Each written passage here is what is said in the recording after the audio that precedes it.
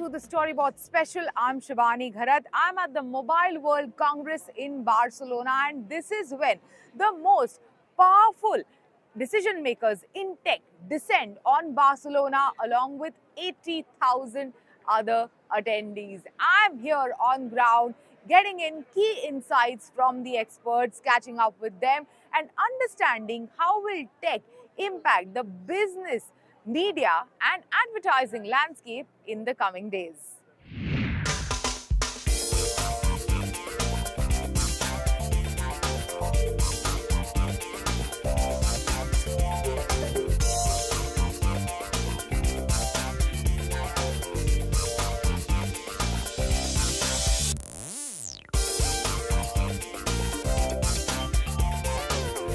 5G was one of the main themes at this year's Mobile World Congress, with fifth generation of mobile network already bringing in more data more quickly to millions of devices around the world. Now, IT brand HCL Tech was also present in a big way at this Mobile World Congress, and they were speaking about 5G acceleration and its application and use cases across businesses. Now, if you recall, a few months ago, HCL Tech refreshed its brand positioning to supercharging progress. So how was this brand communicating this new brand positioning to its stakeholders and clients present at the venue, and why has the company upped its sports sponsorship game over the past couple of months? To tell us more, we are joined in by Jill Curry, CMO HCL Tech. It's been like 6 months since you unveiled your new brand positioning, Supercharging Progress. I remember speaking to you back then. How has it worked for the brand so far, Jill? We're thrilled at the take-up, both externally with all of our key stakeholders as well as internally. As you know, we've got about 220,000 people around the world. And part of the reason that this is so successful is because our people are evangelizing both the overarching brand position of Supercharging Progress, but also our brand purpose, which is very easy to remember, which is to bring together the best of technology and our people to supercharge progress.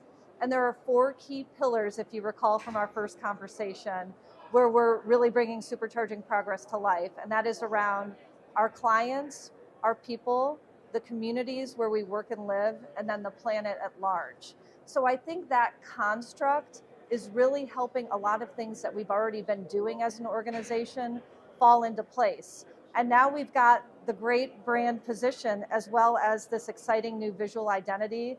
I think it's just really been a galvanizing force, across all audiences. So we're quite happy. Yeah, and not just the brand has come up with a new brand positioning, but also has been very active on the advertising front. You of course have the MetLife Stadium in New York, and then the Formula One partnership and association that HCL has lapped up in the past couple of months. So what is the interest in these sporting associations, Jill? Yeah, well, I'm glad you've noticed. We did launch the partnership with MetLife, which is the home of the New York Jets and New York Giants, right around the same time as the brand launch.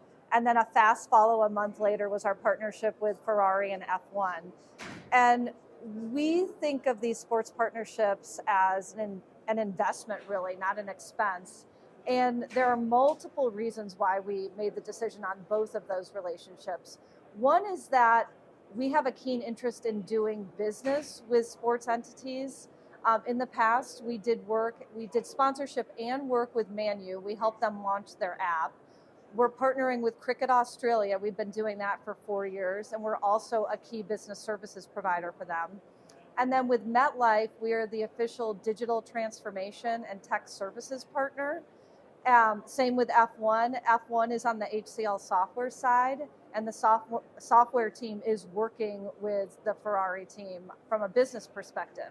So that's business. From a hospitality and client relationship building perspective, I mean, you cannot replace the amazing experience of being able to sit on the 50-yard line at a football game. And you know that American football is the most popular sport in the US, or be in the paddock at an F1 race. So the opportunity for us to do really amazing create client experiences that can't be purchased is a huge reason I think we and other organizations are doing much more in the sports world. But it's also a huge attraction for prospective employees.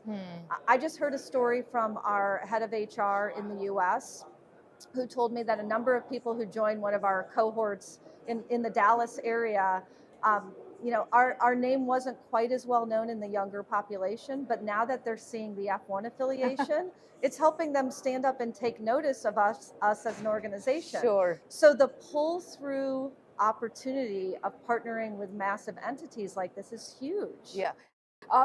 Jill, this year's MWC's theme is around AI, digital, metaverse, and ESG. How do you see HCL, your supercharging progress theme translate into these particular areas? Yeah, ESG, just broadly speaking, inside Mobile World Congress or outside, I think we're very proud of the efforts we're making. Inside Mobile World Congress, yes, the focus is absolutely on 5G. 5G, yeah.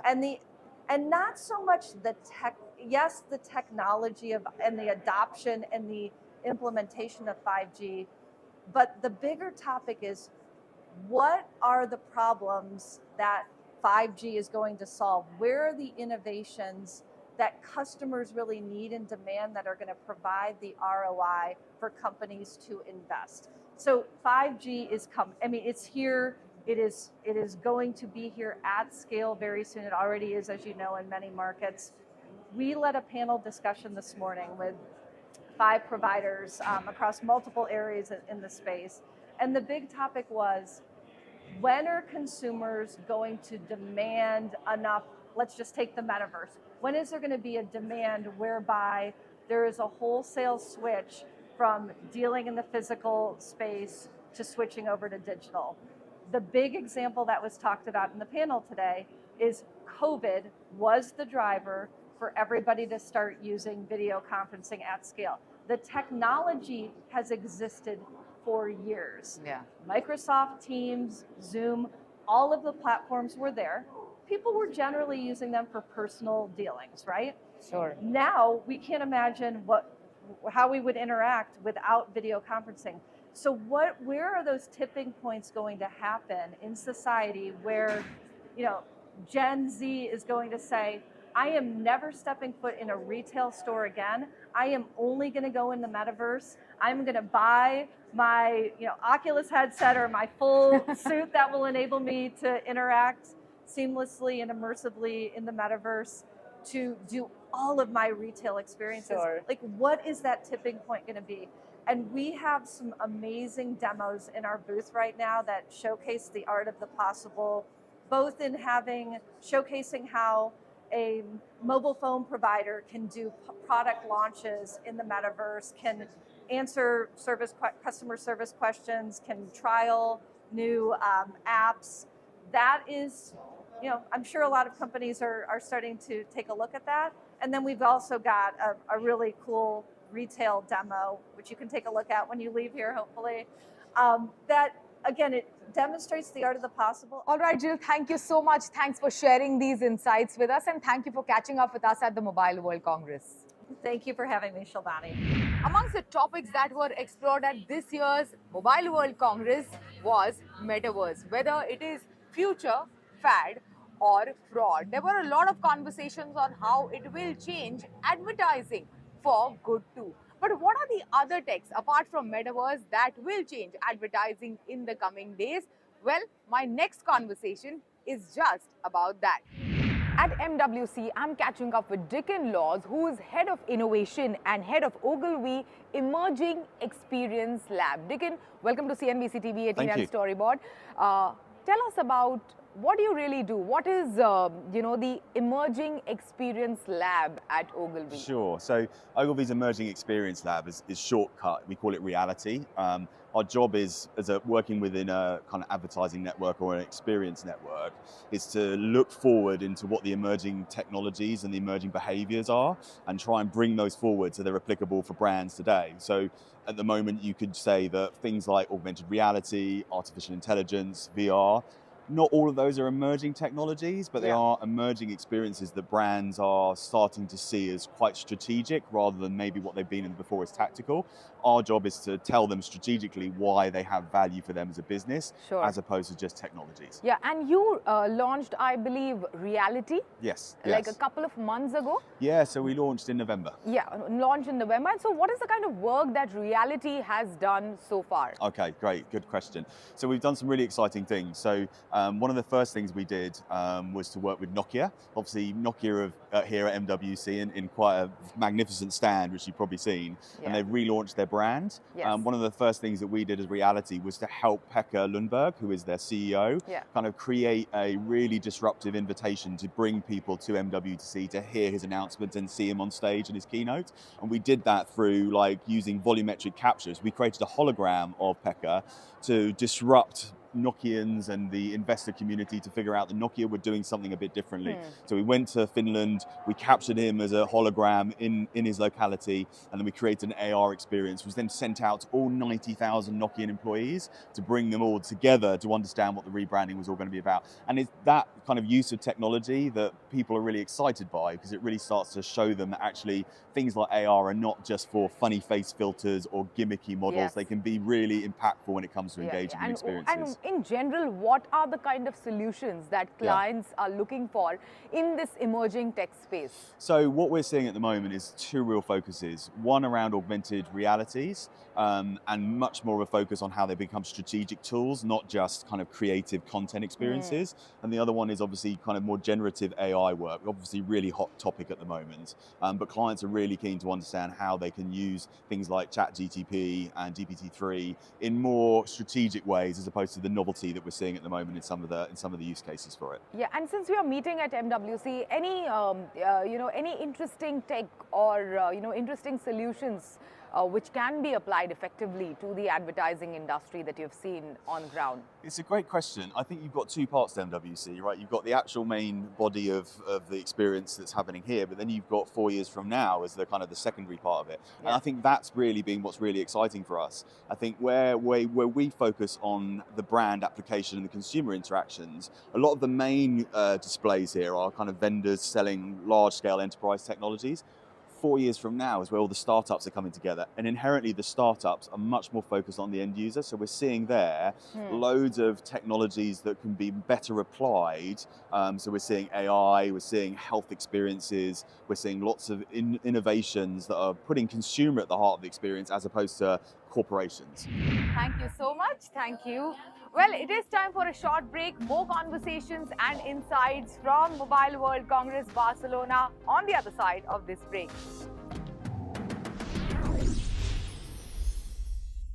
हाँ जी, तो आज आसमान बहुत साफ है, बारिश के आसार नहीं हैं और अब धोनी क्रीज पर बॉलर का सामना करने के लिए तैयार। अरे ये बोरिंग टीवी हटाओ यार। इस बार टाटा आईपीएल जियो सिनेमा पे, किसी भी स्क्रीन पे, वो भी फ्री। चल भैया। अब डिजिटल इंडिया देखेगा डिजिटल टाटा आईपीएल सिर्फ जियो सिनेमा पे, किसी भी स्क्रीन पे, किसी भी मोबाइल नेटवर्क पे, बिल्कुल free. Turn your dream home into reality with SBI Home Loans. Attractive interest rate, zero processing fee. To apply, call 1800112018 or visit homeloans.sbi. Berger Long Life Flexo. इसका flexible film न सिर्फ crack ढके बल्कि fungus से भी protection दे। घर शांत। Welcome back. You're watching our Mobile World Congress special show from Barcelona, and we are speaking about some of the key trends that will have a sizable impact on the world of technology, business, advertising and media in the coming days.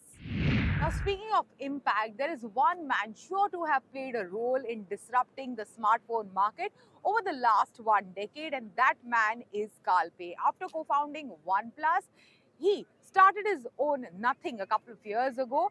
And now, as the world awaits a premium flagship from Nothing, I caught up with Kalpe to not just find out more about this device, but to also speak about what does it take to launch not just one, but two smartphone brands in a span of just 10 years. Let's find out. You're someone who has built not just one, but two smartphone brands in a decade's time. In this rapidly evolving, market, tech space, what does it take to really do that? Naivety.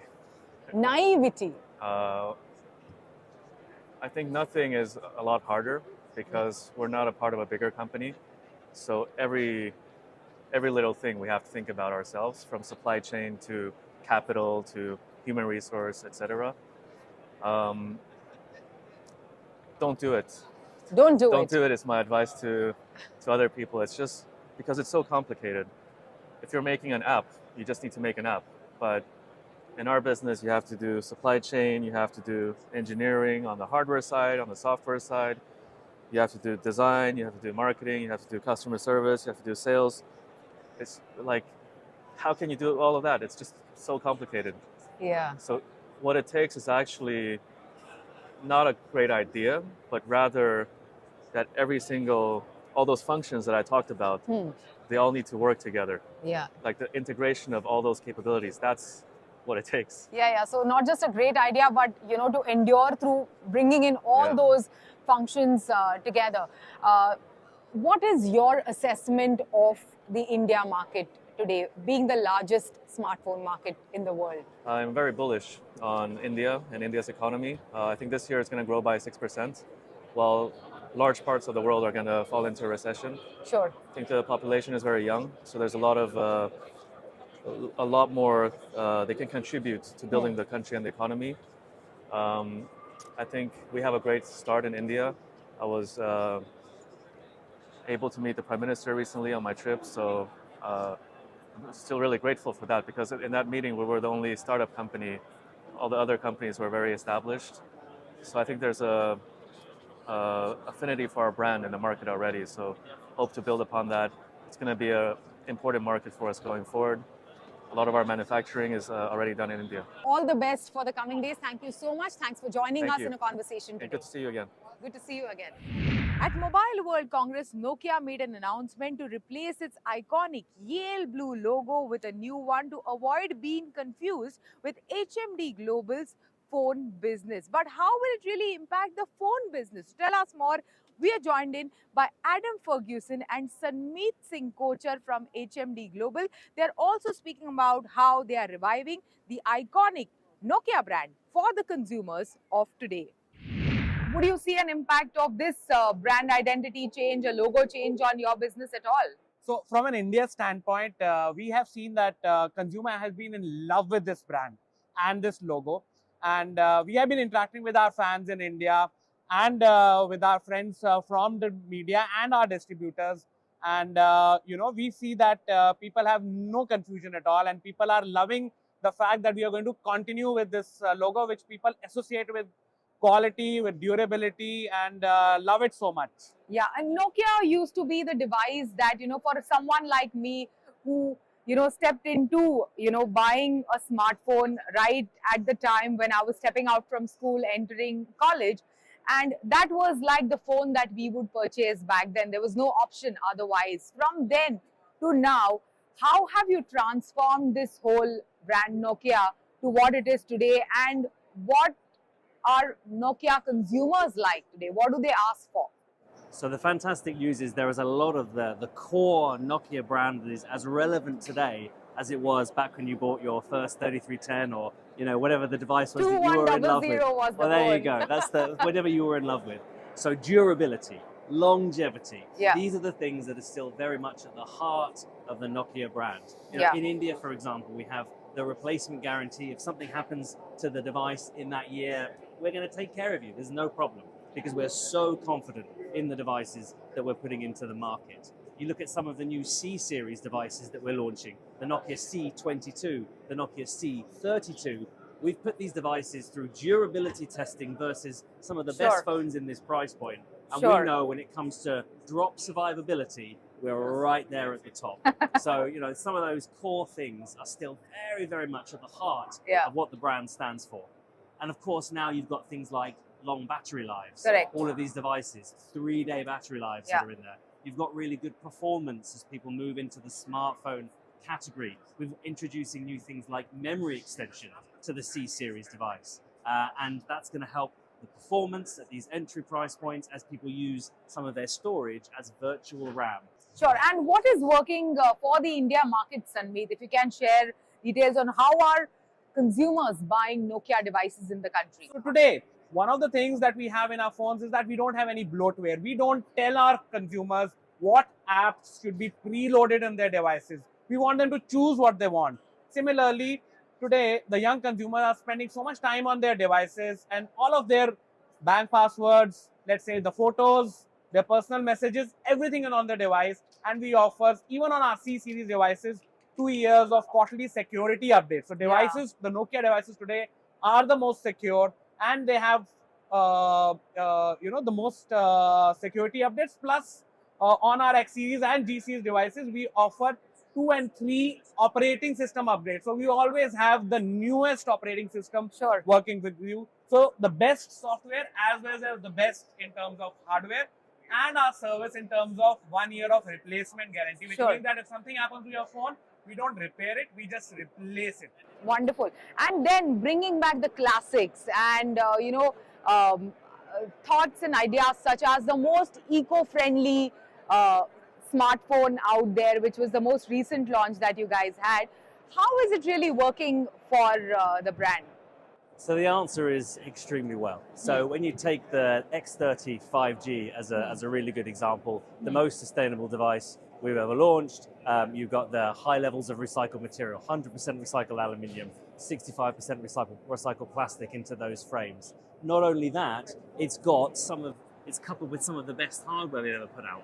Some of our best ever pure view photography on this device. You look at the low light photography in particular, absolutely fantastic compared to even the best competitors at that particular price point. So not only is it a sustainable device, it stacks up incredibly well against the rest of the market as well. Thank you so much. Thanks for joining us Thank today. you very much. Thanks a lot. Sustainability and diversity in tech were some of the key trends at this year's Mobile World Congress, says Greg Kurehe, Global TMT leader at EY.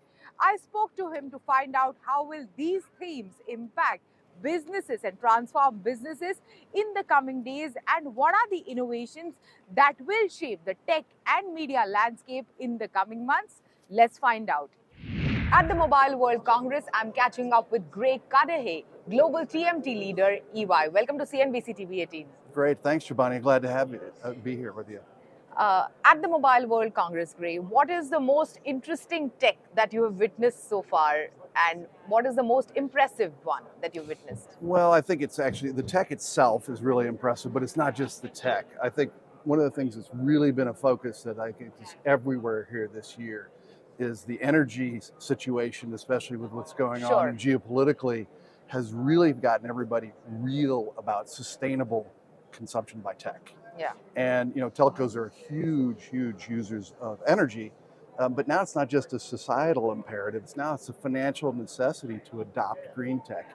And it's everything from wearables to low or no energy sensors, things that were theoretical, maybe the last couple of shows, that are now actually in production. I think that's been really, really impressive. But I think a couple of other things are impressive as well. This used to be very telco-centric a decade ago, and then it became B2B tech focused layered on. But now it's what I call the emergence of convergence. There is every industry you can possibly think about here. And it's not just industry either. Government is now here saying, how can we use communications and tech to not only impact our citizens, but do so in a more sustainable way. So I think that's been very impressive. And one other point is the whole notion of diversity here. The participation base in every dimension you can possibly think of is here.